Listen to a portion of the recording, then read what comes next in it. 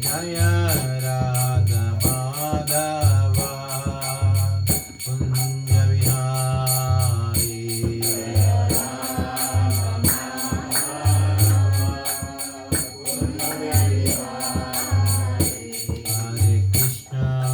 Hare Krishna, Krishna Krishna, Hare Hare, Hare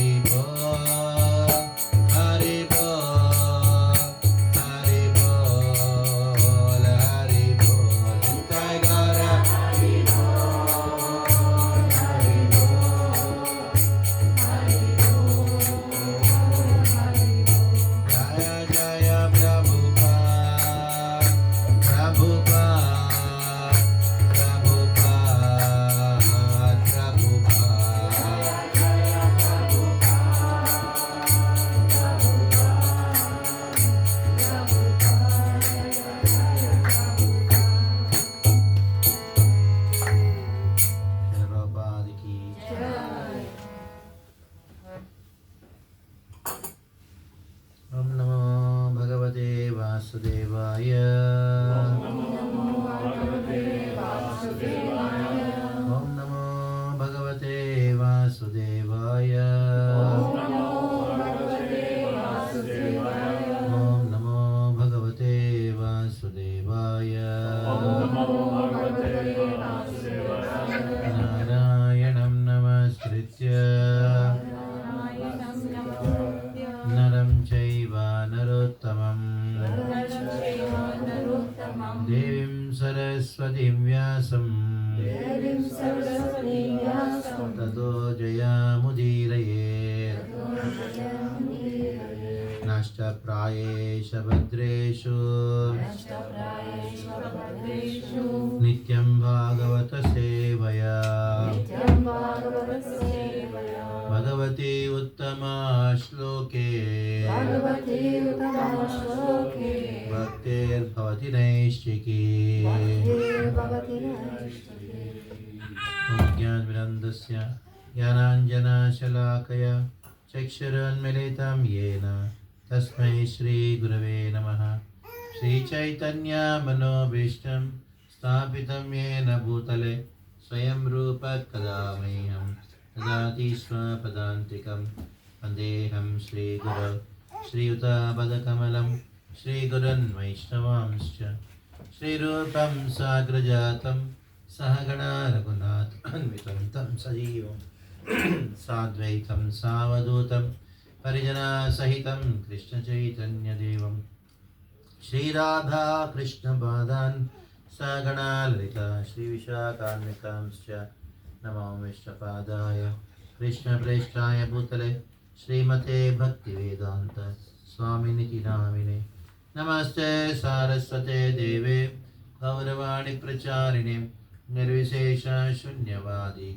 Pasyatra Deshatarine Namo Vishnapadaya Krishna Preshtaya Bhutale Srimate Bhakti Siddhanta Saraswati Niti Namine Srivarshavanavi Devi Daitaya Kripabdhe Krishna Sambandha Vijnana Daine Prabhave Namaha Madhuryocchala Premandya Shri Rupanuga Bhaktida Shri Gaura Karuna Shakti Vigrahaya Namostude Namaste Gauravani Shri Murte Jinatarine Rupanuga Viruddhapa Siddhanta Dvanta Harine Namo Gaura Kishoraya Sakshad Vairagya Murtaye Vipralambara Sambodhe Abambujayate Namaha Namo Bhakti Vinodaya Satchidananda Namine Gaura Shakti Sarupaya Rupanugavarayate Gaura Virbhava Bhumestam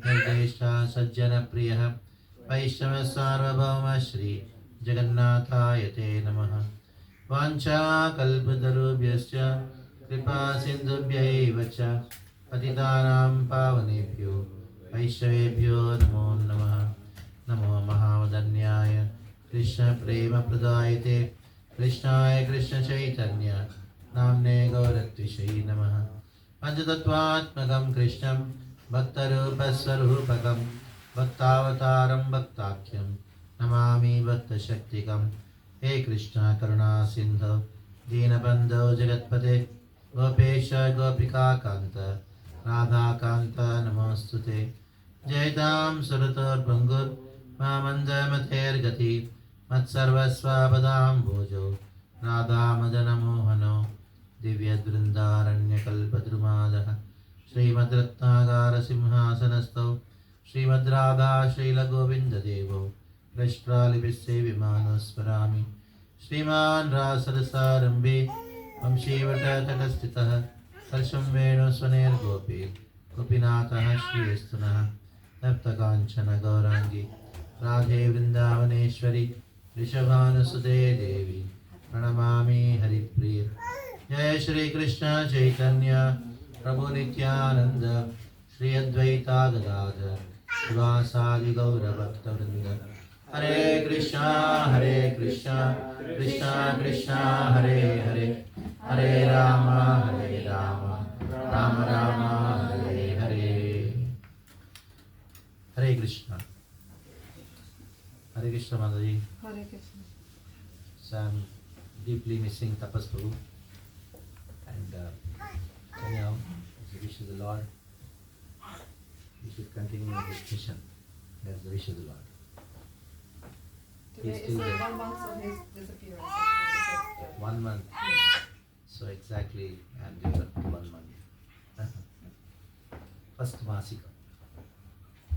Yeah, my great friend, Tapas Prabhu. We miss him a lot. So I've been to Sweden twice before this visit. And those visits were compulsory visits for the ISKCON administrative point of view, because I was a sannyas candidate and they sent me to Sweden to spend some time. So those are all, those 2 visits were the obligatory visits. But somehow affection developed with Tapas Prabhu, and I decided that even there is no obligation for me to come here. Still, I will visit Sweden, because Almik also had some requirements. They also invited. So I'm here for a few days. Last month I heard about Tapas Prabhu's thing, and my desire to visit Sweden increased more. Though there was some delay in the getting the papers required to submit for visa. I just got the visa on 8th this month. Till now I had not booked the tickets also. So I was very whether to go or not. But I was great desire to meet devotees here, and especially Mataji, who has been dedicating her life Tapas Prabhu for so many years and years and years to somehow maintain the movement of Krishna consciousness in Stockholm. Now, today we'll discuss something very interesting. Recently, how many of you know that we celebrated one festival called Guru Purnima? Can you tell why it is called Guru Purnima? Why we celebrate that day as Guru Purnima? To worship Guru. So there are 12 Purnimas in a year, isn't it? Purnima means full moon day. Full moon. Purnima is full moon day. So there are 12 full moon days in a year. Why only that full moon day or Purnima is celebrated as Guru Purnima? I'm asking her. I'll come back to you. Actually, to worship the Guru. Oh, it can be any Purnima. Why only that Purnima? Only that Purnima. Why only that Purnima? Yes, Prabhu. I think we asked that. Yes. Yes, you thought right. It is appearance day of Vyasadeva. That is why we celebrate it as Guru Purnima. So now we should know who is Vyasa. Vyasa is the incarnation of Lord Krishna. What kind of incarnation is he? He is the literary incarnation of Lord Krishna. For the purpose of putting all the Vedic literatures into written format, Krishna appeared as Vyasa, and his name is Krishna Dvaipayana Vyasa. Krishna Dvaipayana Vyasa. He is called Krishna. Why? Because he is dark in complexion. That is why he is called Krishna. And Dvaipayana. He appeared in a Dvipa. Dvipa means an island. So since he appeared in an island, he is called Dvaipayana.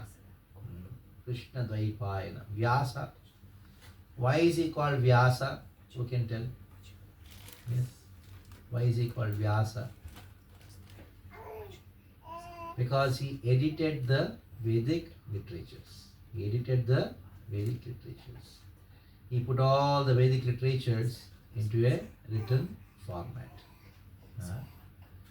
So now we read so many books of knowledge. But what is the problem with all the books of knowledge? They're all defective. You name a book, there is a defect in it. Why?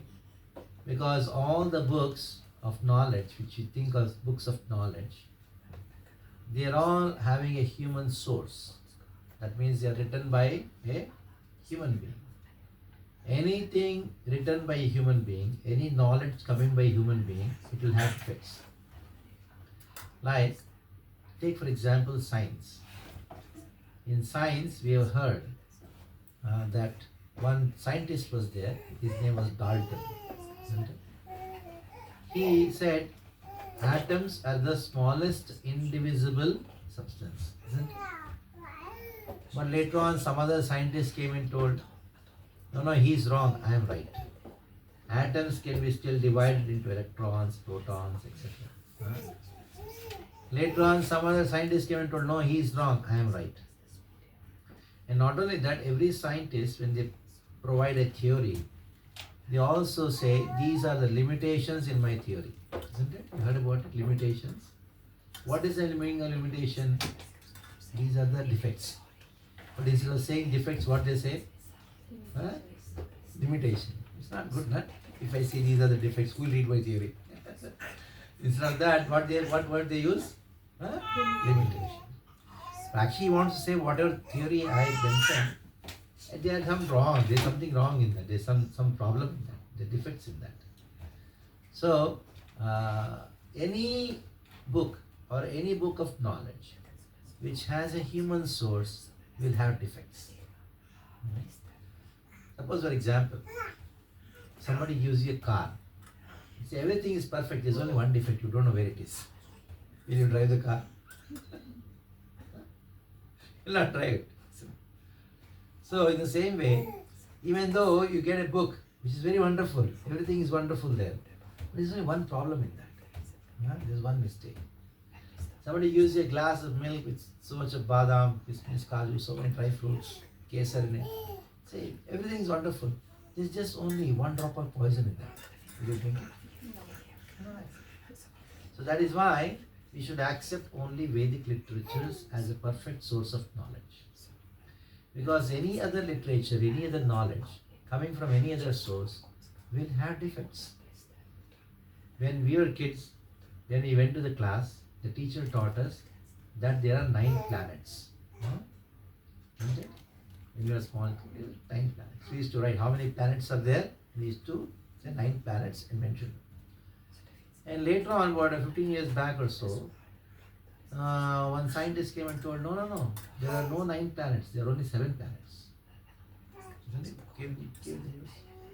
Later on, he told, no, there are 13 planets. Totally confused. So, absolute source of knowledge, perfect source of knowledge is only Vedic literatures. Like, how many of you know there's one scientist who found out plants have life? Who is a scientist? Anybody knows? Yes? Yes, there's one scientist named Jagdish Chandra Bose who told what? Plants have life. But Vyasa has written it 5,000 years back only. Plants have life. Jalaja Navalakshani Stavaraha Lakshavimshati. There are 20 lakh varieties of plants, trees and creepers. 20 lakh. I don't know whether you understand lakh or not. It is 2 million. If it is 2 million, okay, understand. In India, we use the word lakhs. 10 lakhs make 1 million. So 10 million make 1 crore. It's very difficult for me to adjust between lakhs and crores. Jalaja Navalakshani Stavaraha Lakshavimshati. 20 lakh, 2 million varieties of plants and creepers are there. So in this way, Vyasa, he should get the Nobel Prize. Why? He told, Jai Shabru ki Jai. Hare Krishna, welcome.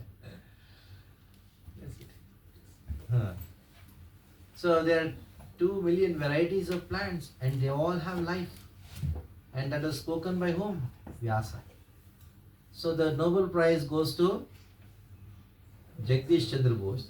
But actually, who should get the Nobel Prize? And actually, he is the most noble person. Why he should get a prize? He's already noble. And also, not only those things, so many aspects of knowledge are given in the Vedic literatures And Vyasa gave us all the Vedic literatures. He put the Vedic literatures in written format. 5,000 years back, people's memory was so sharp. If they hear anything once, they were able to memorize it. They were Shruti Dhara.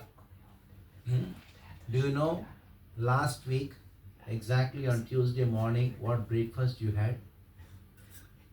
You don't remember. I'm just asking what breakfast you had. You don't remember. But earlier, people's memory was so sharp. Just by hearing once, they would remember. It was photographic memory. Even in my childhood, there was one person in my town. Very great memory he had.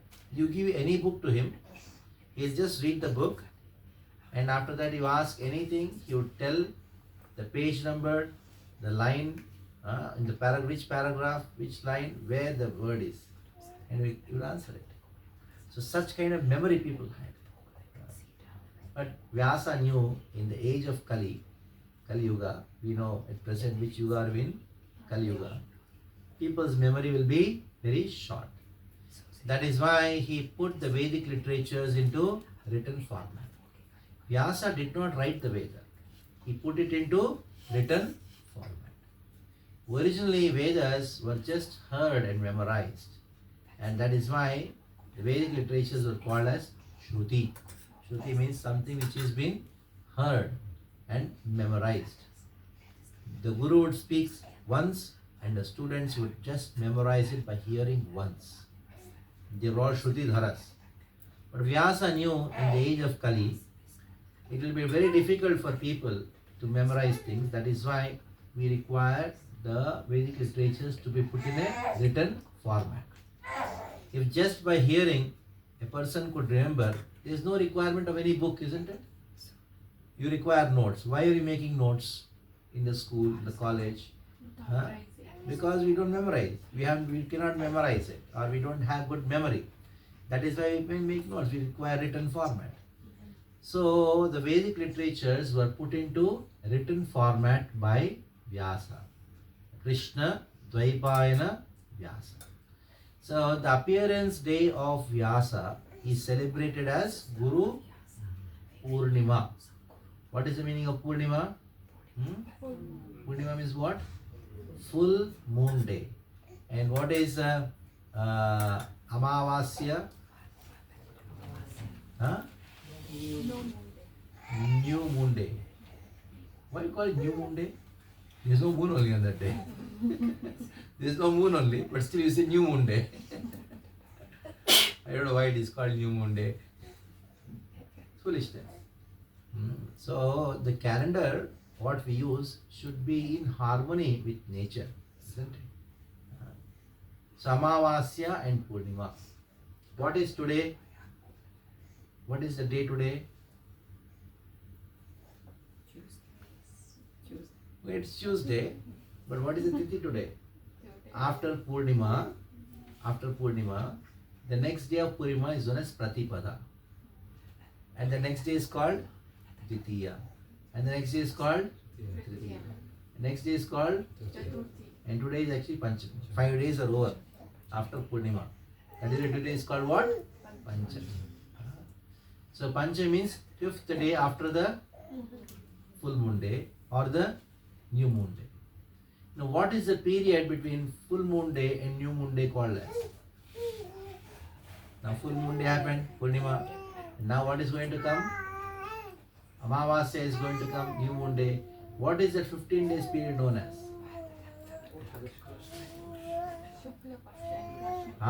This is known as Krishna Paksha. Why? Because it is the dark side of the moon. Now the bright full moon is going to become dark.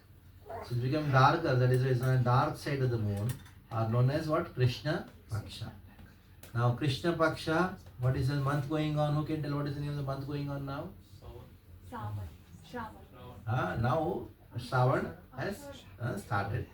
But now for some people it is actually Ashad still going on. Ashad Ditiya, because of this calendar difference. Ashada Panchami. Shravan will start for South Indians, will start later. So anyhow, Ashadha Ditya. This is Ashadha Ditya, Ashadha Dij. So we have Purnima and then Amavasya. Like that. So Vyasa appeared on this Purnima. That is why this Purnima is celebrated as what? Guru Purnima. What is the reason? Why it should be celebrated Guru Purnima? Because Vyasa is our original Guru. Vyasa is original Guru. I am sitting here on a chair. So though I am sitting in a chair here, I am speaking Bhagavatam. I am speaking what Vyasa has written. That is why this chair is known as what? Vyasa Peeth. Or it is known as Vyasasana. So today I am sitting. My name is now Bhakti Padma Swami. Just because Bhakti Padma Swami is sitting here, it is known as Bhakti Padma Swami Asana. It is known as Vyasasana. Tomorrow somebody may sit here, but still it is known as Vyasasana. Why it is called Vyasasana? Because a person who is sitting here should speak what Vyasa has spoken, and that is the reason he becomes a Guru. Now just because somebody has a long white beard doesn't make him a Guru, neither make him a Sadguru, nor any Asadguru also. He is not even Guru. Just because somebody shaved his head, that doesn't make him a Guru. A person becomes a Guru only when he speaks what Vyasa has spoken. Jagat Sarvam Vyasocchishtam. Vyasa Uchchishtam. Whatever is known as knowledge in this world is nothing but the Uchchishta of Vyasa, the remnants of Vyasa. Now, sometimes people think the Vedic literatures contain only spiritual knowledge. No, it is not like that. 99% of the Vedic literatures are actually talking about material knowledge. So, there is no knowledge which is beyond the scope of Veda. You name a science, it is there in the Veda. Whether it is physics or chemistry or mathematics, whether it is sociology or zoology or any psychology, you name a science, you will find in the Veda. No knowledge is beyond the scope of Vedas. Now, there are basically two kinds of knowledge in the Veda. One is known as Vidya, other is known as Avidya. Avidya means material knowledge. Vidya means spiritual knowledge. Now, to really summarize and have a very good understanding of what is material knowledge and what is spiritual knowledge, in essence, we will have a simple example. We will try to understand, have a simple example. Now, tell me, what is the purpose of you going to the school? What's your name? What's your name? Yes, yeah. Maya. Huh? Myra. So Myra, tell me, now which standard are you studying in? Yeah, school. What is it? Grade? Which grade? 3rd grade. You go to 4th grade. Now, what is the purpose of going into the 4th grade?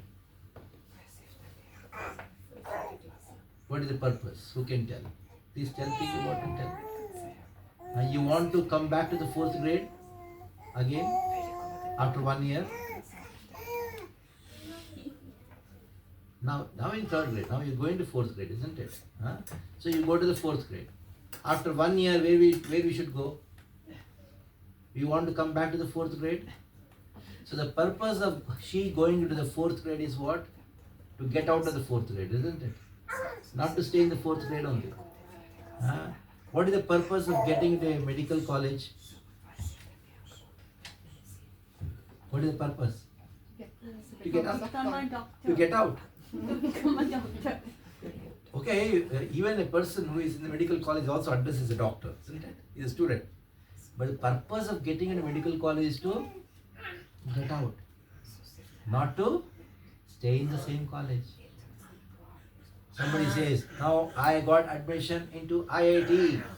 IIT is a big institute in India. What is the purpose of getting into IIT? So that you can stay there lifelong, failing every year, most senior person. No. No, the purpose is what? Getting Get out. The purpose of getting into IIT, the purpose of getting into 4th grade is to get out, not to stay. Tell me, what is the purpose of getting into a train? Huh? Get out. Get out. The purpose of getting into a train is what? It's a dream. Train. Train. Okay. Train. That's all. What is the purpose? Sitting down. Yeah, get out of the train. The same, what is the purpose of getting into this world? Getting out. So, when you are in the medical college, what do you prepare for? Get out. You'll become a doctor when you get out. Isn't it? The whole purpose of getting into college is to get out, and the whole 4 or 5 years of your course, you should prepare to. The same way, the purpose of getting into this world is to Get out. get out, and the whole life what we are given, what do you prepare for? You should prepare for? Prepare for getting out. Get out of this world. There is no other purpose. You should know how to live in this world, but you should prepare to leave this world. While living in this world, what you should prepare for? To leave this world. If you just prepare for living in this world, you just cannot live in this world forever. So you should prepare to get out of this world. So now the Vedic literatures give 2 kinds of knowledge. How to live in this world. Number 2, how to get out of this world. How to leave this world, or how to get out of this world. And how to live in this world, that is called material knowledge. How to live in this world is called material knowledge. And how to get out of this world is called spiritual knowledge. Very simple. One is known as Vidya, other is known as Avidya. Avidya means material knowledge. Vidya means spiritual knowledge. Avidya talks about how to live in this world. To live in this world, you require basically 3 kinds of knowledge. Because you need to be, you need to have some comfortable life and life, some entertainment, isn't it? That is known as Gandharva Vidya. Gandharva Vidya means the Vidya, Gandharva Veda, music, dance, art, vocabulary, language, all these things is known as Gandharva Vidya. Like you have a very beautiful person whom you love and you would like to stay with that person, get married. But that person doesn't know how to speak only. What is the use of it? Isn't it? So you should have Gandharva Vidya, entertainment. Now, you have a lot of entertainment. That means you have nice music, nice poetry, nice food to eat also you have. But you are not well. You are having fever. Can you enjoy all the wealth you have? No. For that, to keep the body healthy, the Vyasa, he gave a particular section of Veda called Ayurveda. It is for what? Health. Entertainment can only happen when you are healthy.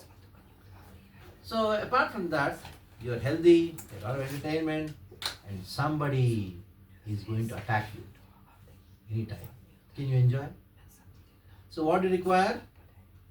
Security. For that Vyasa, what did he give? Dhanurveda. What did he give? Dhanurveda means the art of protecting yourself. That is called Dhanurveda. The science of war. Protection, the science of security. So this is all material knowledge which Vyasa gave. Now everything is contained in the Vedic literatures. Now these days, what you are learning in the schools and colleges is definitely not spiritual knowledge. They are not going to teach you, they are not teaching you how to get out of this world. Number 2, neither they are giving you material knowledge. Neither they are giving material knowledge to you. Now, sincerely tell me, how useful was the knowledge you got in your school? Waste of time. Even materially speaking. It's all waste of time. Especially in India, I don't know what about Sweden. When you send your son or daughter to the school, the first thing which they learn is all bad habits, bad language, abuses. Very horrible abuses, that is what they learn. Huh?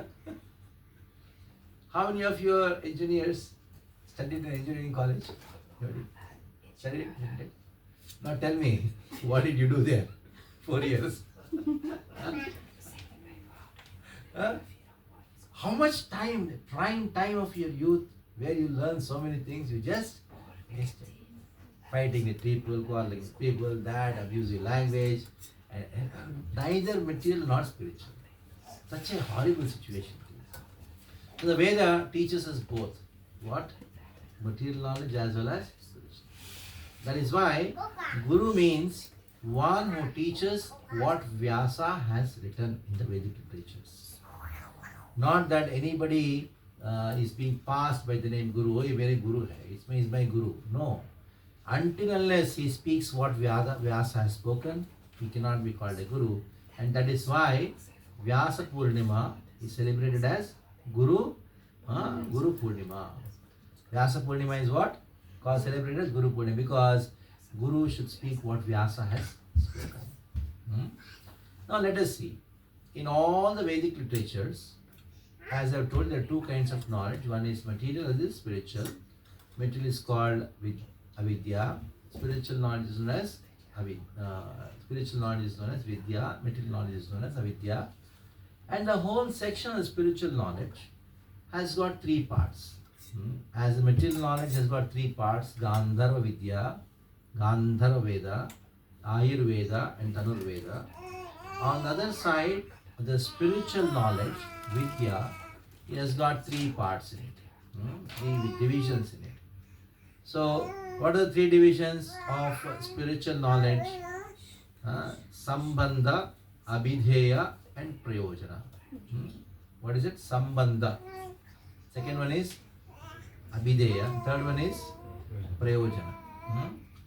So what is the meaning of Sambandha? Sambandha Jnana. In this world, relationships are very important. Now somehow we have misunderstood, or we don't give more preference to that and think that I and that's all, my life. But life cannot be happy without relationships.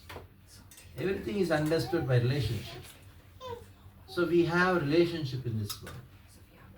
Now in the Vedic literatures, they talk about our relationship with Krishna. The spiritual knowledge starts with understanding our relationship with Krishna. Number one.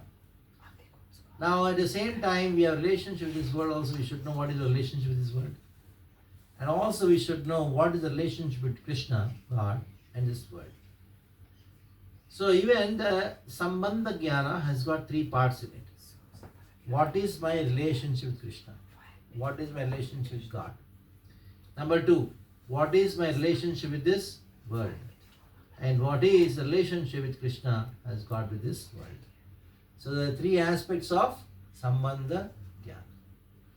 Now, to be very simple, so that you will never forget what is being spoken today, I am just making a very graphical presentation of very subtle subject matter.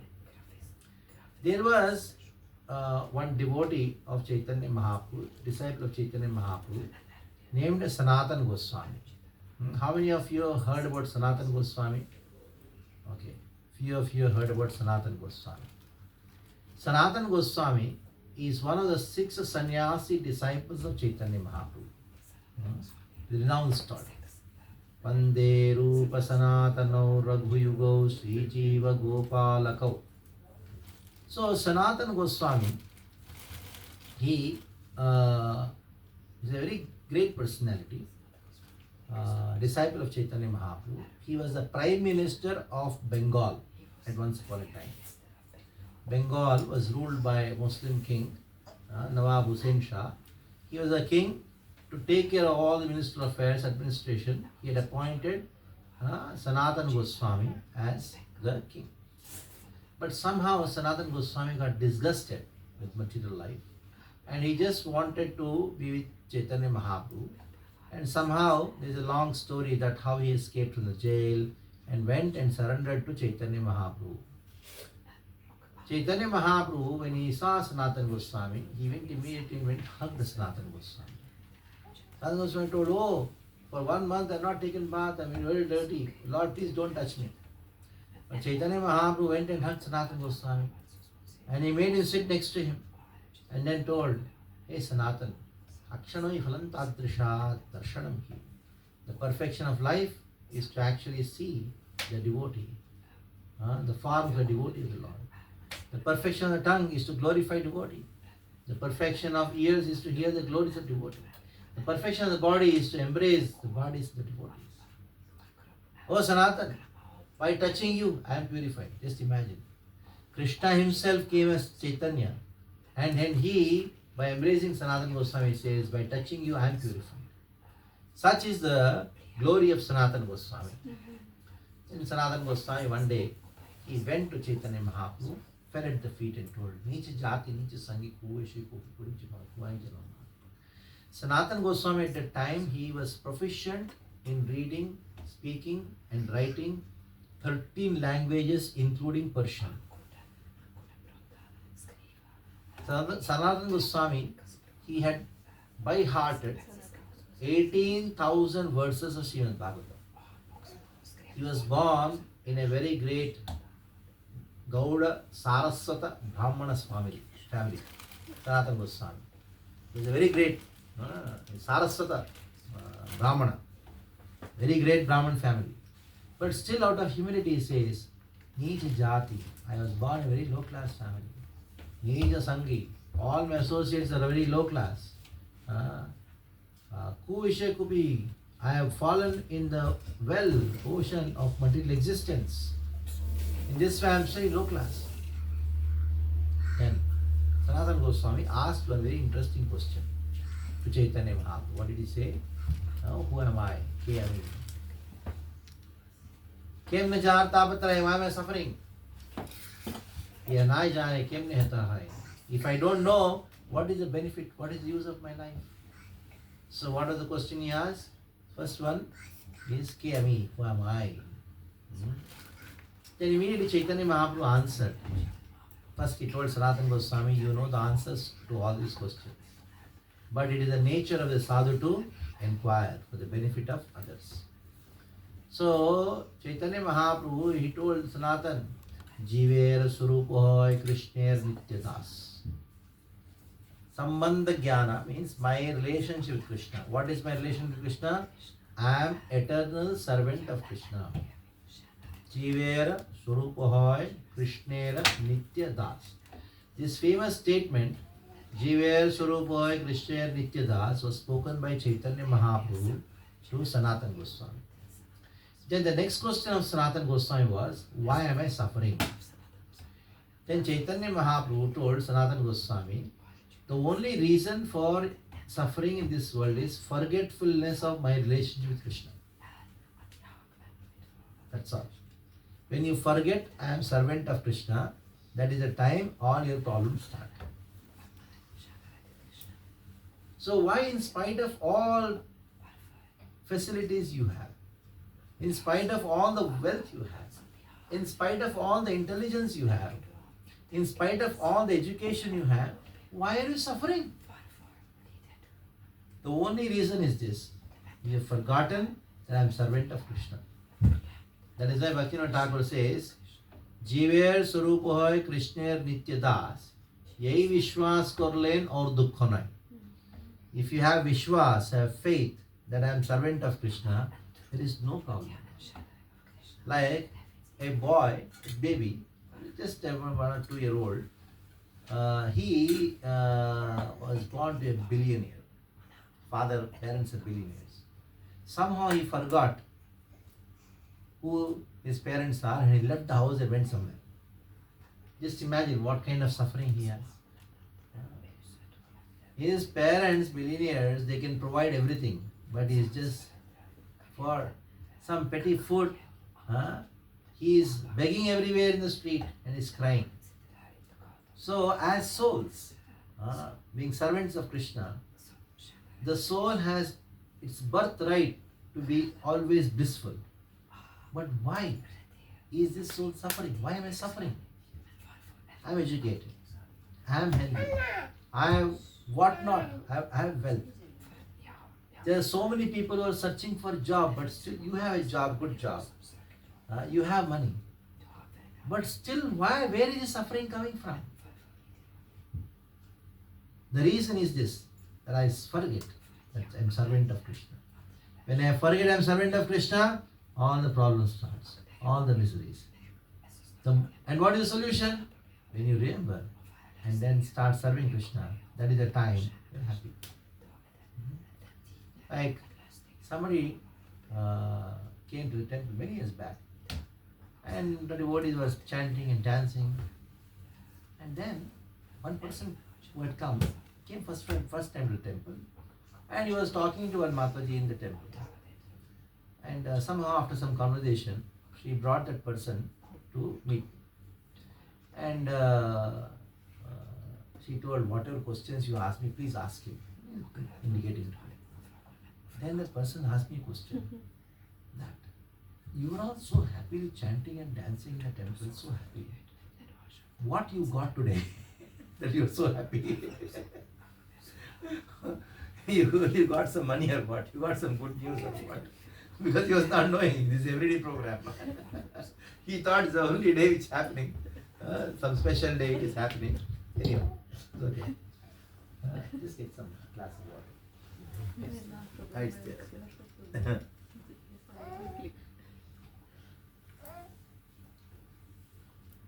I told him, it's not a new thing today. Every day, it's everyday program. Every day. And I told, you asked about how much money you got. I told, we don't have any bank balance. What to speak of bank balance? I don't even have a bank account also. I don't have a bank account also. Forget about bank balance. They were shocked. Still you are dancing, jumping and dancing. You are so happy. Huh? You are not worried what's going to happen to you tomorrow. I told, that is the problem. Okay, you are worried about what's going to happen tomorrow. You not to worry, what are you going to accomplish? Nothing you are going to accomplish.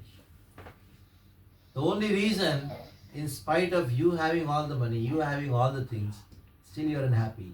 The reason is you forgot that you belong to Krishna. You are a servant of Krishna. So these two questions were answered in a very simple way.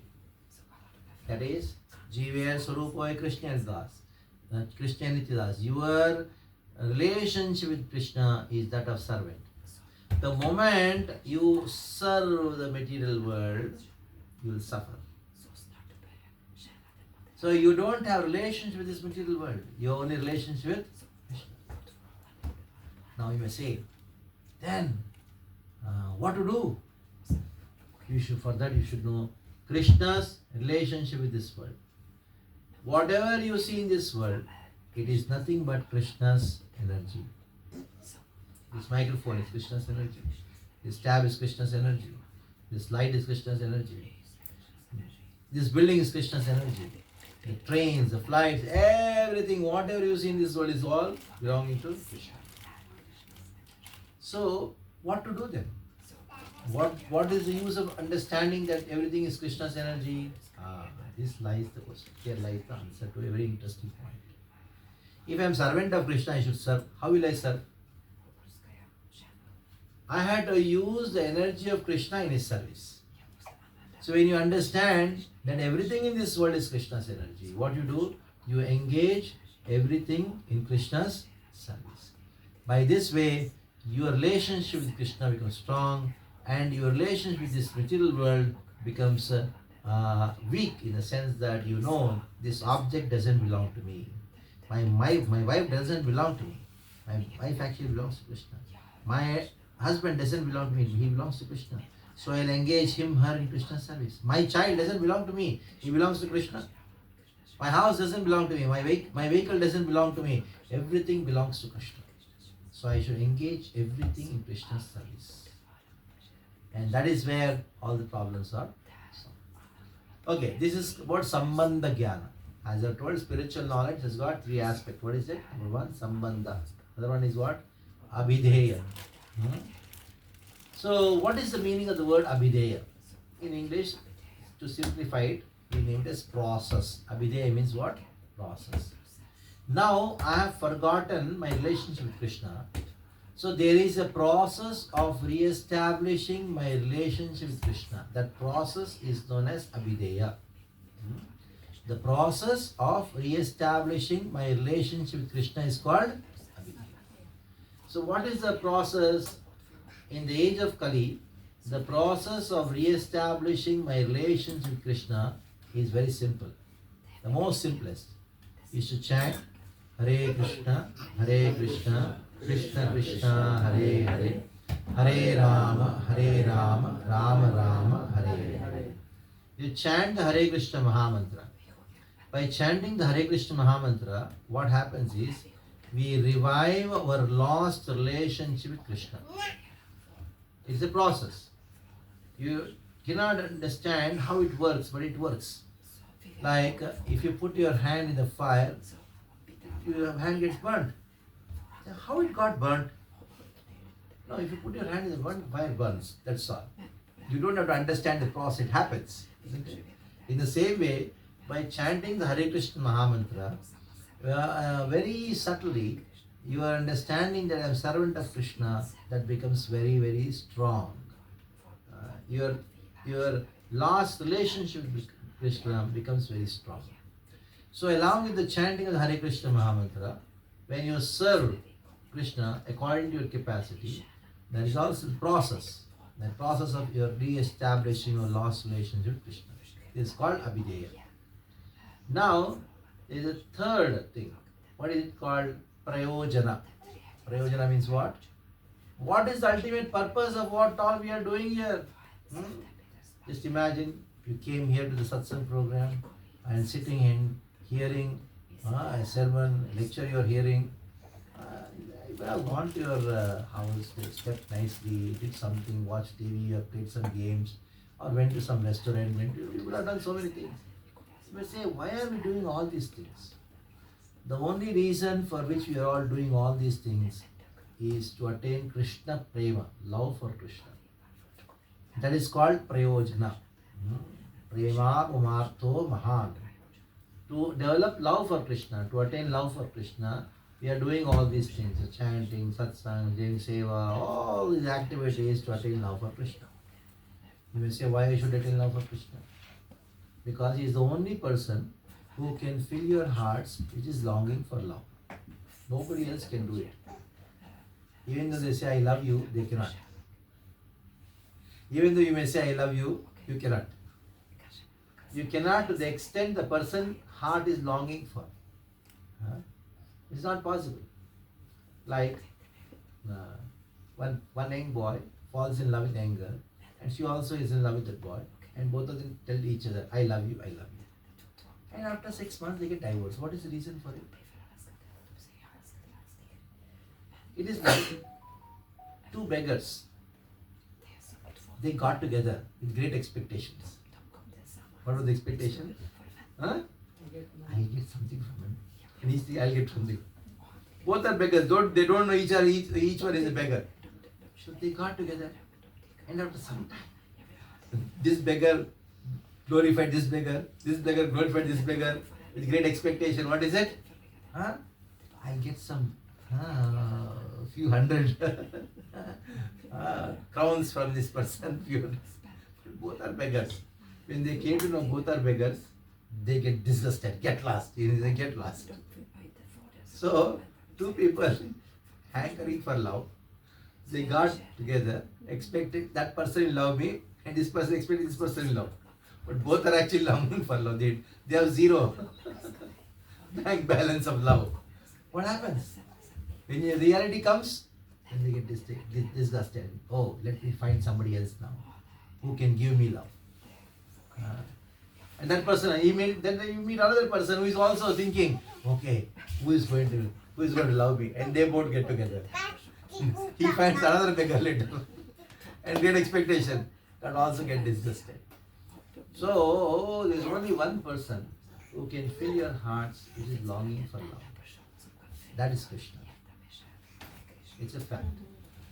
Even though you may find a person who may love you throughout your life, what about after his death? Gone. But there is one person, Krishna, who is having with whom we have a eternal relationship, and only he can fill our heart which is longing for love. And all the sadhana what we do, all the abhideya what we do, the whole purpose is to come to a position one day that we attain love for Krishna. Prema pumartho mahan. So spiritual life, spiritual knowledge has got three aspects to it. What are they? Sambandha, abhideya and prayojana. Sambandha means my relationship with Krishna. At the same time to know my relationship with this world.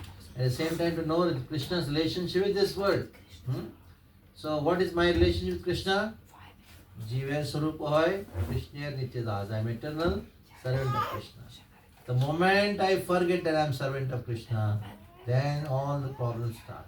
The moment I remember I am servant of Krishna, then all the problems are solved. It's very simple. Then, abhideya means what? To revive my lost relationship with Krishna. That is called abhideya. Then prayojana means what? My whole purpose of all my abhideya is what? To attain Krishna prema. Krishna prema. That is love for Krishna. So, Chaitanya Mahaprabhu, he revealed the knowledge of Sambandha Jnana to Sanatana Goswami. You may say, why are you talking about Sanatana Goswami? You spoke about Guru Purnima. Interestingly, Guru Purnima is the day when Sanatana Goswami he left his body. It is also the day of his disappearance. Disappearance day of Sanatana Goswami is on Guru Purnima. I don't know how many of you have been to Vrindavan. In Vrindavan, we have one beautiful hill called Govardhan. And many devotees do parikrama of Govardhan. How many of you have done parikrama of Govardhan? Okay, many of you have done parikrama of Govardhan. Govardhan parikrama. So this is the hill which Krishna lifted when he was just 7-year-old. And for 7 days and 7 nights, Krishna lifted this Govardhan hill for 7 continuous days and nights. Now, Govardhan parikrama is a very auspicious activity everybody does.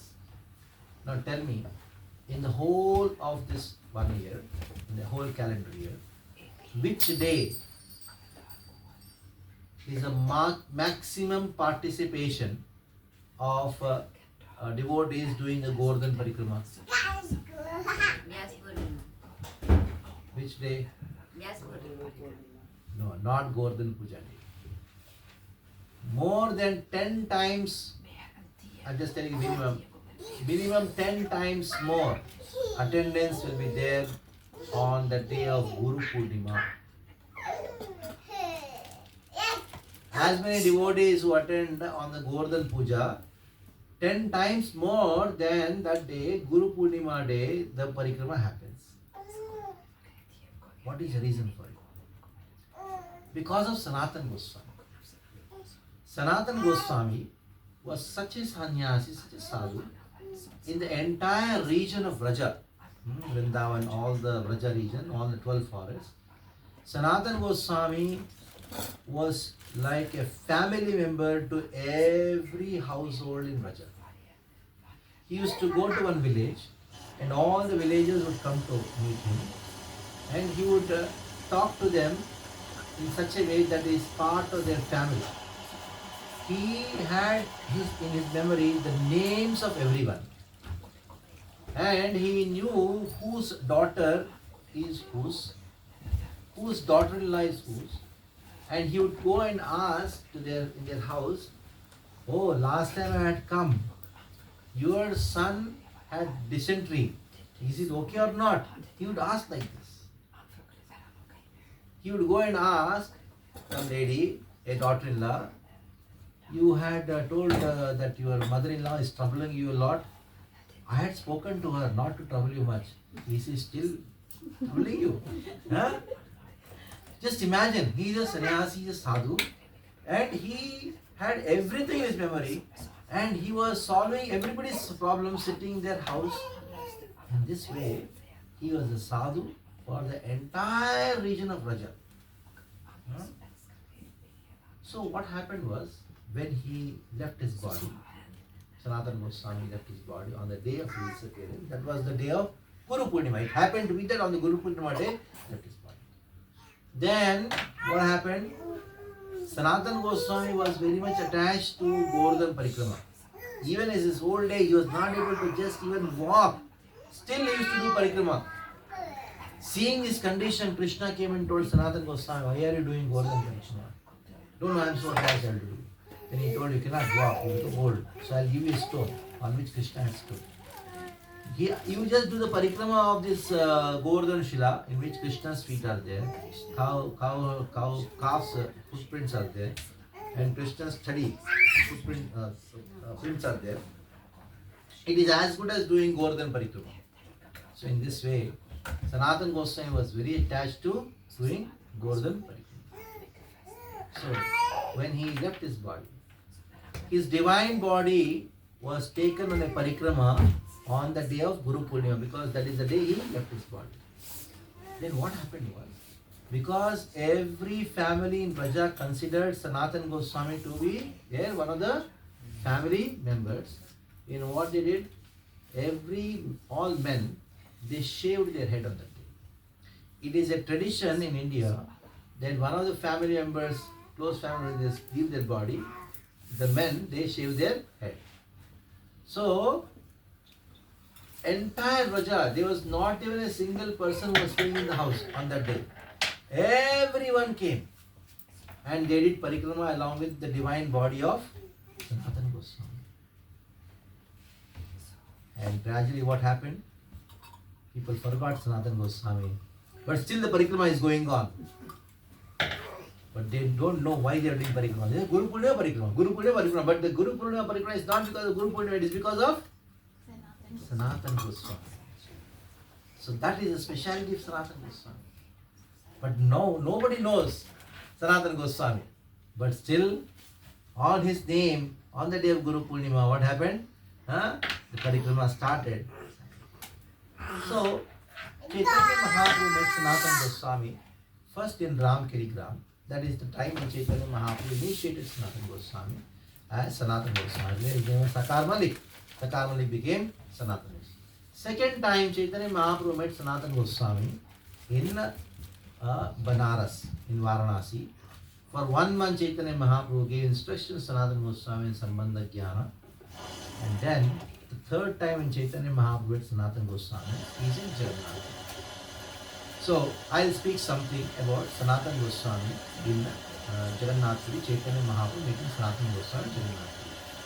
So, there is a purpose behind what I am talking about. So, as soon as Sanatana Goswami came, he was not well. Why he was not well? Because on the way, he passed through the jungles of Jharkhand. There is one place called Jharkhand, where it's only jungles and jungles. And he was doing upvas. Sometimes he used to drink water which was contaminated. Because of which, whole body of Sanatana Goswami had wounds. And the pus was losing up. Then he started thinking, my body has become useless. Anyhow, I am born in a very low class family. I cannot have darshan of Jagannath. And anyhow, this body, I thought I'll use this body in serving Chaitanya. But this body also has become totally useless. So what is the use of my life? So what I'm going to do is, when I go to Jagannath Puri, the Rath Yatra happens.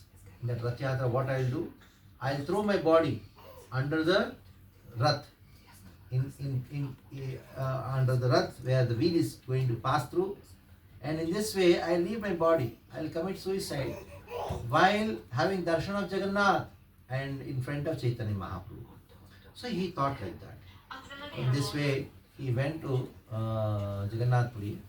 There he was with Haridas Thakur. Haridas Thakur was so happy to see Sanatana Goswami. Chaitanya Mahaprabhu came at that time. Both of them did Dandavat Pranam. Chaitanya Mahaprabhu embraced Haridas Thakur. Haridas Thakur told that Chaitanya Mahaprabhu, oh, Sanatana Goswami is here. Chaitanya Mahaprabhu was so happy that he made embrace Sanatana Goswami. He told, no, please don't touch. My body is full of pus. But still, Mahaprabhu dege ahar utkanta tamana Haridas kahe Prabhu asi pe nahi khate. So in this way, Chaitanya Mahaprabhu he balatkare Prabhu tare alinga kharega. With great force, he went and embraced Sanatana Goswami. Whole body of Chaitanya Mahaprabhu was filled with the pus of Sanatana Goswami. Sabhaktarana Prabhu Mila Sanatane Sanatana Kaila Savara Charana Vandana.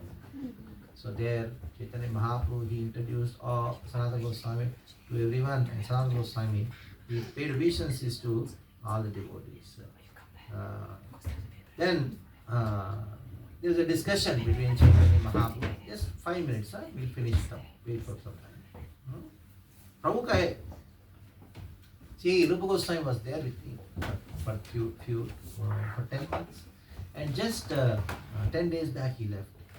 Chaitanya Mahaprabhu described about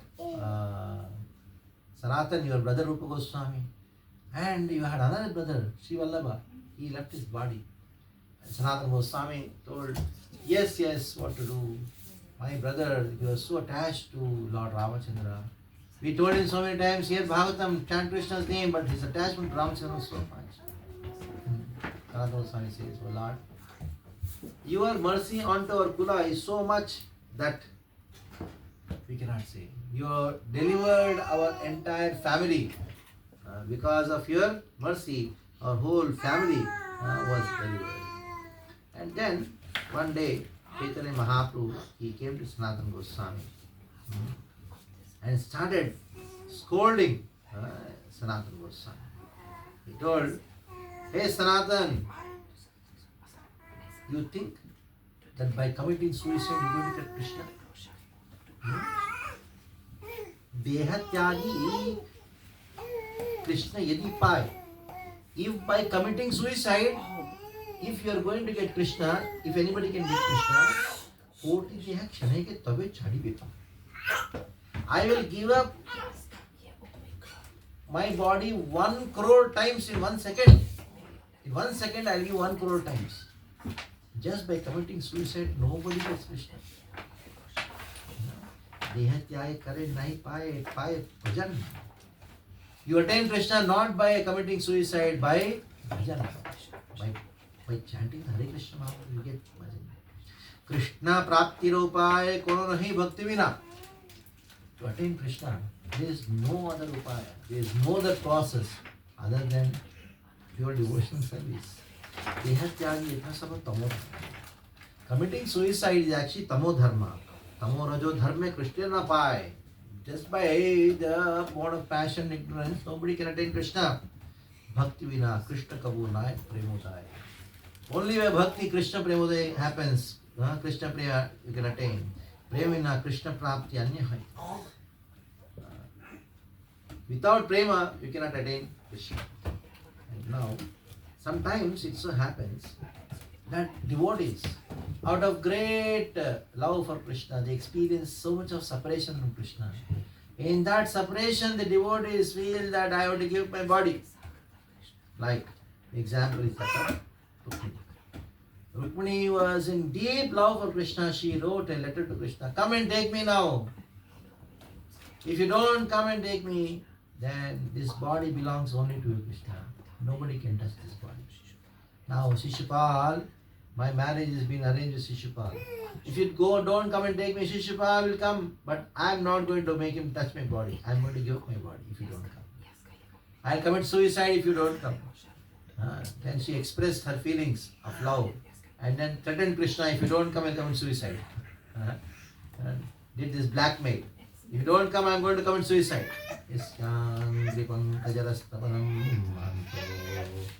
Vanchanti mapatirivatmatamopati Yaryambujakshana bhavat prasadam Jayamasam Utakasham Janma Visyat. Krishna told Rukmini, you are saying that you are going to commit suicide. It's not even easy to commit suicide. When your body is burning, so much of pain is there. He says, I don't require any fire to burn my body. I am experiencing the fire of separation from you.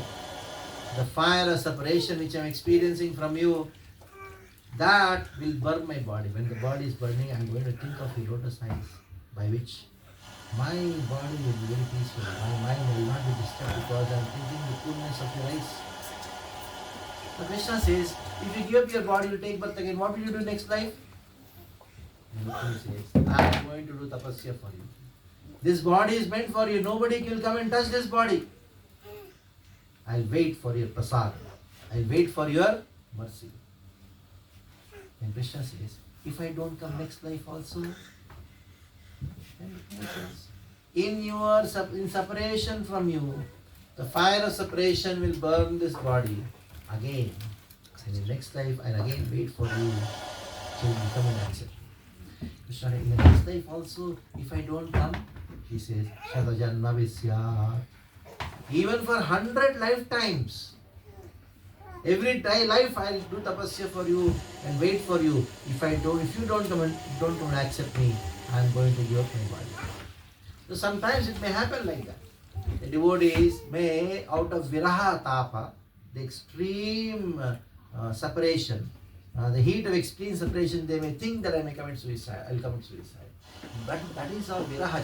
That is born out of viraha, prema. Hey Sanatan, this kind of tamo dharma, give it up. By committing suicide, nobody attains Krishna. And he gives another example of gopis. The gopis, they spoke very beautiful words. Sinchanganastavadadam adaramrachapura hasavaloka kalagita chahrichayagnim nochedvayam virahajakni upayukta deha dhyanena yama padayo padavim sakete. The gopis tell Krishna, by your smile, hasa, by your glance, by your words, what you have done, your hasa, your smile is such a dangerous thing. Your words are such dangerous thing.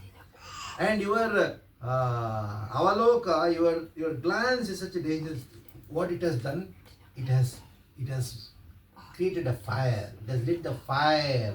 Which fire? Kamagni. The extreme desire to attain you. That desire to attain you is not because of us, it is because of you. Because of your glance, your beauty, your this thing has hit Chayagni. And now, who is going to extinguish the fire which is burning in your heart, in our heart? What is going to extinguish? There is only one thing which is going to extinguish. That is Adaramrita Purakena, the nectar from your lips.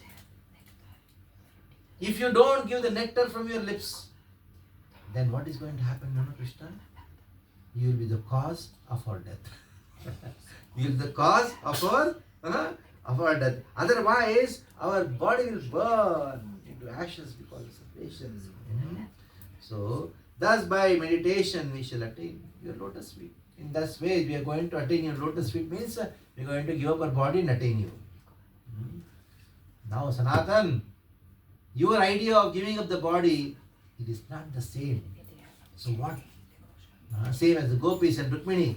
Kubudhi chari kare shravana kirtan.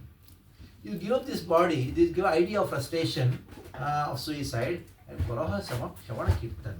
Achinat pabe tarak Krishna charan. You mean definitely very soon if you chant the Hare Krishna Mahamantra, if you do bhajan, then you will attain Krishna very soon. Niche jati nahi Krishna bhajana yogya. Just because somebody is born in a low class family, that doesn't mean he becomes ayogya, unqualified for bhajan. There may be somebody who is born in a very great family, but if he doesn't do bhajan, it is better. A person who is born in a sapacho, varishtam, even a person born in a low class family, but if he is dedicated his mind, words and speech to Krishna, then he is far superior to a Brahmana who is having 12 great qualities. Prahlad Maharaj says, Viprad Vishad Guna Yutata Ravinda Nabha Pada Ravinda Vimukat Supachan Varishtam Manye Tadat Pitavano Vachanehyarta Arampunatina kulam natu purimanaha. He not only delivers his life, his family, he delivers many generations to come because he is a devotee. But a Brahmana on the other side, he is not a devotee, he is Vimukha, he is against you. He will not deliver himself, what to speak of others. So, bhajaner madhye, among all the different aspects of bhajan, the topmost are 9.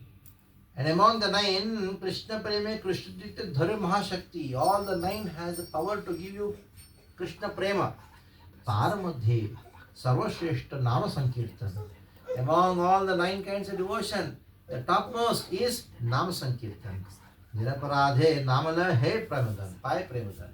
If you do Nama Sankirtan without offenses, then Pai Pramadan. Suni Sanatana Haritsmatkar, Prabhu Nabhaya Moram, Maner Vichar. My decision to commit suicide. Sanatana Goswami had not told Chaitanya Mahaprabhu, but he started thinking, how did he come to know? Oh, Krishna is Sarvajna, Chaitanya is Sarvajna, he knows past, present, and future. Sarvajna Kripalu, Tumi Ishvara Satantra. You are Sarvajna, you are Kripalu, you are Satantra. Whatever you, the way you want me to dance, I will dance. Yahan hai Kashtar Yantra. I am just a Katputli. What do you call it as in English? Doll, dancing doll.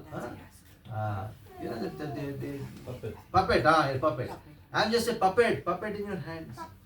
Prabhu kahe, तुम्हारा देहा मोरा निज धन. तुम्हारा देहा मोरा निज धन. Your body is my property. This is Chaitanya Mahaprabhu says, your body is my property. Actually, Chaitanya Mahaprabhu was telling through Sanatan to all of us. What is he saying? Your body is my property. Tumi mora kariya cha Atma Samarpan. Hey Sanatan, you have done Atma Samarpan to me. The day you decided to surrender, took initiation, Diksha, that day you have given your body to me. Now, this body of yours is mine. And you are thinking of destroying this body. Whose body is that? My body. Your body is no more your body. Your body is my body. And you are thinking of destroying my body. Who gave you the authority? Parera dravya tumi keva chahe vinashite. Who gave you the authority to destroy somebody's wealth? You have your money. You can tear, you can do whatever you want. You go to somebody's house, take their money and destroy. How is it possible? Dharma vichara kiva na pare kaise. Right? Think of what is dharma, what is adharma, what is proper, what is improper. Tumhara sharira mora pradhana sadhak. Just see what Chaitanya Mahaprabhu is telling. Hey Sanatan, your body is my sadhan. Sadhan means what? Your body is my instrument. So what does that mean? Our body is what you think is our body. It is whose instrument? It is Krishna's instrument. And that is why you have to maintain it properly. So you may think, why am I talking all these things? Once I was sitting with Tapas Prabhu. He told me, Prabhu, I want to do something, that is why I want to live. He had a great desire to live. And he told, I just cannot leave this place just like that. I want to do something. So he was desperate to live. And why he was desperate to live? To do something for Krishna. So this is very, very, very heart-touching and very important aspect in everybody's life. That we are not living for ourselves. We are living for Krishna. We are maintaining our body not for ourselves. It is to do something for Krishna. And that is the perfection of life. A person reaches perfection of life when he thinks, I will live for Krishna, I want to live for Krishna. I want to use this body, maintain this body so that I can use this body in Krishna's service. Because it's the instrument in the hand of Krishna. Tumhara sharir mora pradhana sadhan. Yehi sharir sadhino ami bahu prayojan. Just see what Chaitanya Mahaprabhu tells Sanatana Goswami. Through this body, I am going to accomplish so many things. So Krishna wants to accomplish so many things through our body. Just if you just have this thought in your mind, na, I'm telling you, your life will be so successful and blissful. If you think, oh my body, will rot. Just rots, the body rots. Just imagine, just one thought. This body is what? Instrument in the hand of Krishna. And Krishna wants, it is not that I want. If Krishna wants that this body should be used as an instrument to accomplish many things. Many things, so many things. Yehi shari sadhana hame bahu prayojan, not one, two, go prayojan. Now, Bhakta, Bhakti, Krishna Prema, Tatvera Nirdhar. Through this body, you are going to establish Krishna, Krishna Bhakti, Krishna Prema. The philosophy behind these things, Krishna, Krishna Tattva, Bhakti Tattva, Prema Tattva, Nirdhar means you are going to establish this by writing books.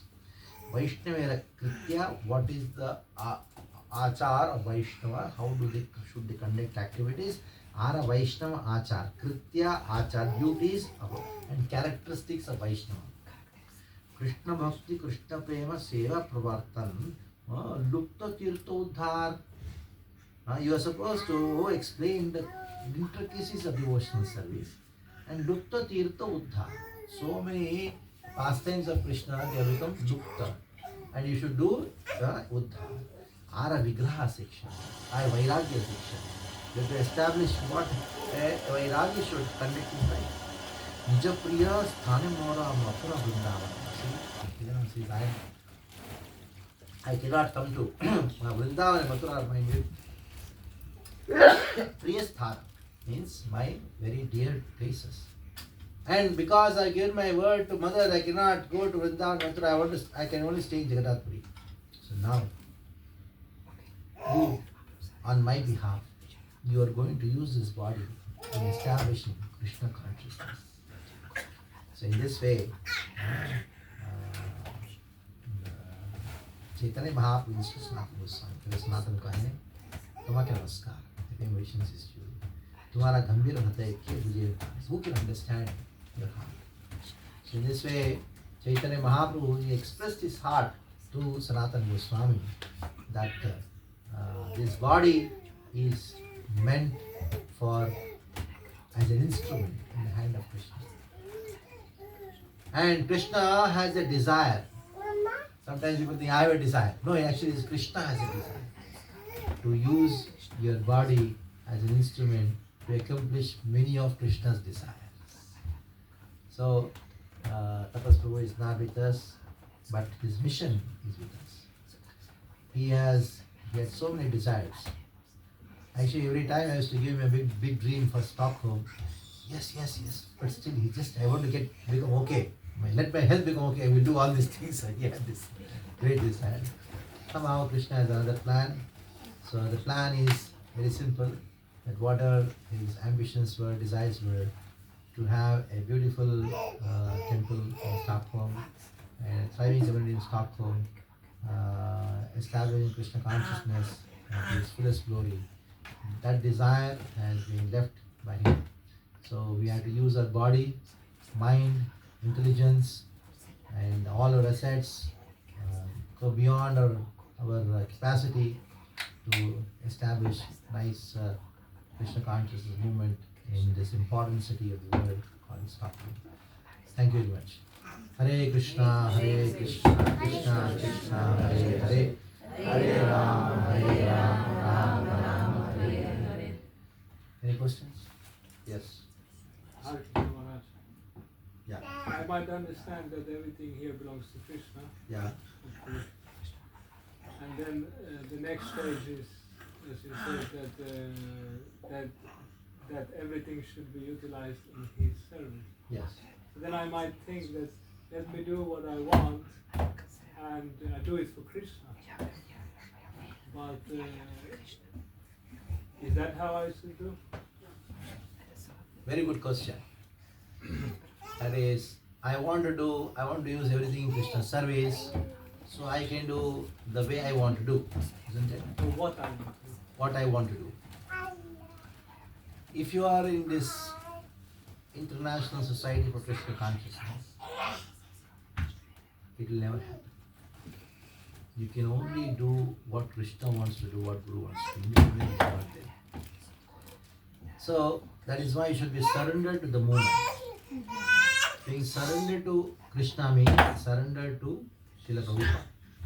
Being surrendered to Prabhupada means being surrendered to this organization called ISKCON. When you are surrendered to the organization called ISKCON, the devotees will make sure that you are using everything in Krishna's service. You got the point? So you are secure. Everything belongs to Krishna. So on the name of using in Krishna's service, I am doing what I want to do. That will not happen if you are in association of devotees, surrender to the movement. But if you are separate, independent to the movement, then you may say, see, in service of Krishna, I am having 10 pizzas as a feast for dinner. So you may think that I am doing the Krishna service because you are independent. But if you visit the movement, it is not happen. Because your decisions are not your decisions. You are bound by the decisions of the devotees around you. So in this way, if you give up your independence and surrender to the movement, you are brahmachari, you surrender to the movement, then this will not happen. Okay? Don't worry about it. It will not happen. Yes. Next, any more questions? Yes. Hare Krishna. Hare Krishna. My question is, do I need to follow Hinduism, or for example, the Muslims are following Allah, Yeah. the Rastafarians Jah, Yeah. the Christians God. Yeah. So what is the difference between these? Could I just be nothing of it and just give everything to the invisible force, or does it have to be Hinduism? Okay, good question. So this word Hinduism is nowhere found. It is a creation by the Western worldview about India, about Bharat, about the civilization. There is nothing like Hinduism. The actual word is called Sanatana Dharma. What is it called? Sanatana Dharma. Let me tell the meaning of the word Sanatana. Sanatana means the thing which has neither beginning nor end. If you see any other religions in the world, it has a beginning. Anything which has a beginning, you also have an end. Because they are all material. It is having a beginning, it has an end. Now tell me, was Islam present 3000 years back? No. It started with whom? With one person called Muhammad, isn't it? But now tell me, Veda, is there any beginning for it? There is no beginning for it. There is no beginning for it. And if you go to history 5,000, 10,000 years back, around the world you have many places where Lord Ram is worshipped. The very place where you are sitting is known as Scandinavia. It is the Skanda Pradesha. There are so many histories. So the so-called religions, what you say, Christianity, Islam and Judaism, they have a beginning. They have an end too. Something which has a beginning will also have an end. They are created for a particular time, place and circumstance. But the eternal religion is Sanatana. It has no beginning. It has no end. And that is not called Hinduism. That is not Hinduism. This is something called Sanatana Dharma, which is based on Veda, based on Vedic literatures. So we have to accept Veda. Don't accept any religion. You accept Veda. So what we are talking is not Hinduism at all. Hinduism means you have to dress in a particular way. That these are Hinduism. That is not. What we spoke here is totally science. And that is Sanatana, which has neither beginning nor end. Now, dharma is translated in the English language as religion, but it is not. The Britishers, they translated Sanskrit in their language, according to their understanding. You're a Swedish person, you are? Finland. Huh? From Finland. Finland. Yeah. Okay. You tell a word in Finland, in Finnish language. Tell any word. Jumala. Okay. Jumala. Jumala means a great man. I say. And I go to India and then Jumala means a great man. I don't know what it is. But people think, oh, Jumala. So, this British did the same thing. What did it? They took Sanskrit. And they had their understanding about these words. And then translated. What? Dharayati iti dharma. Dharma has got its dhatu, dharayati. That means something which is hidden inherently in that object is called dharma. What is the dharma of fire? Heat and light. Quality. Can you separate heat and light from fire? No. So, the dharma of the fire is to give heat and light. The intrinsic nature of a substance is called dharma. Now tell me, what is the intrinsic nature of the soul?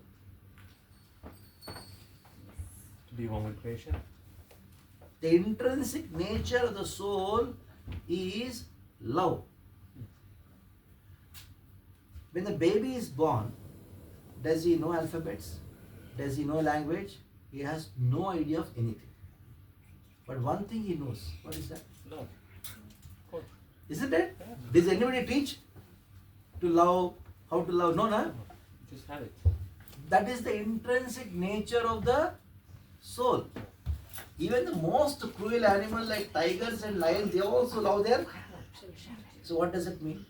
That love is Dharma is the love. The dharma means nature. Nature is the. So what is the dharma? If at all you consider dharma as religion, religion is love. Isn't it? How can you say, if you don't accept my religion, I'll kill you? Huh? So the jihad, the crusade, all these things cannot represent religion at all. God, Krishna, he told Arjuna whatever he has to do. Then he told Arjuna, see, whatever I tell, I do whatever you want. You want to do, follow what he said. What you don't want to follow, don't follow. No problem. Just see. But here, in these two so-called religions, if you follow, you will live. If you don't follow, that's what they say. So how can it be religion, tell me? Religion of the soul is love. Isn't it? Yeah. So Sanatana Dharma means the religion of the soul. Dharma of the soul, that is to love.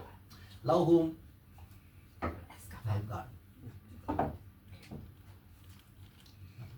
That is called Krishna Prema, I told you. That is a Prayojana.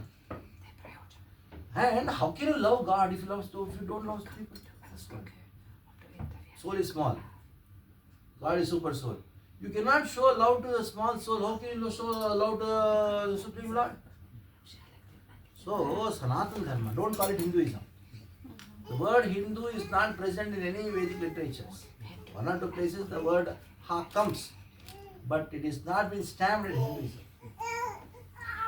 5,000 years back, nobody called this religion as Hindu. It is a what do you call superimposition of the British scholars onto this Vedic system. There is one book called Vedic Civilization existing around the world. In different parts of the world, how Vedic civilization is existing, that is there. So that means once upon a time, the entire world, earth, it was only Sanatana Dharma. Where the learned people, the Brahmanas, the cows were worshipped.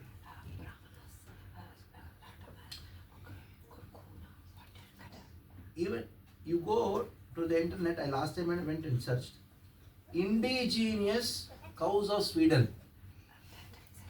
I did some internet research. One person in this thing, he was speaking in Swedish, but English translation was there. I don't know link is there or not. He said that in ancient Swedish times, people used to worship cow.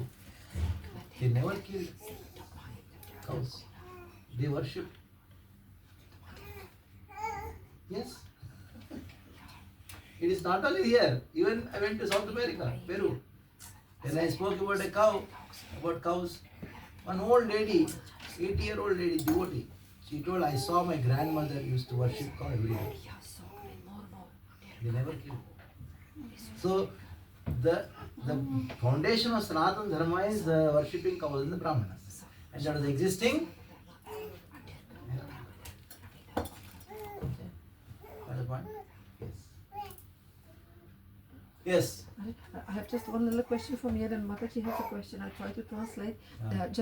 Why is it that we should worship cows? One can understand why one should worship scholars and like learned people, saintly people, but why cows? Because cow gives milk. The milk is transformed into yogurt. You heat it and put dahi in it. It becomes yogurt. Dahi is called yogurt, you know? That's what it is. Yogurt. And you churn the yogurt and you get butter. That's how you get butter. Actually, the word butter is different and now milk is different. What people know as butter is actually not. They don't do butter. They don't get butter like this. They just take the cream and this is the way you do it. And the butter you transform into ghee, ghritam. When you take the ghee, ghritam, then your mind becomes very sharp. You can understand subtle things. You can memorize things now, which is helpful in doing the sacrifices and attaining spiritual knowledge. So that is why Go Brahmanya Hidaya Cha. So worship cow. The cows gives ghee, and that helps you in understanding the subtle spiritual science. So when you kill the cow, your brain becomes very gross. Subtle things cannot be understood. That's the reason. How is the mother? Okay. She also had a question, if I can still ask. Can you ask? I can try to translate.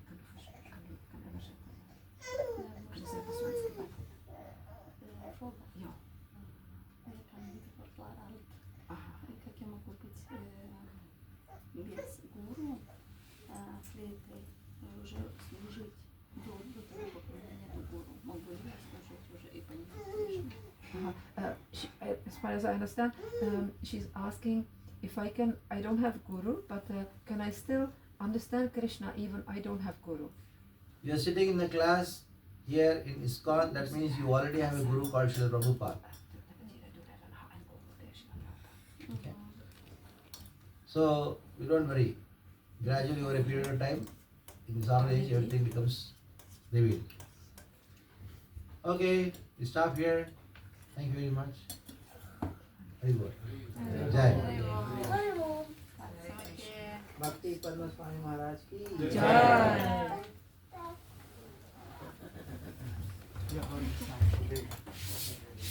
Shamla Prabhu, did we have presentation of Maharaj? Maybe you can have a presentation for those who don't know. I already You did.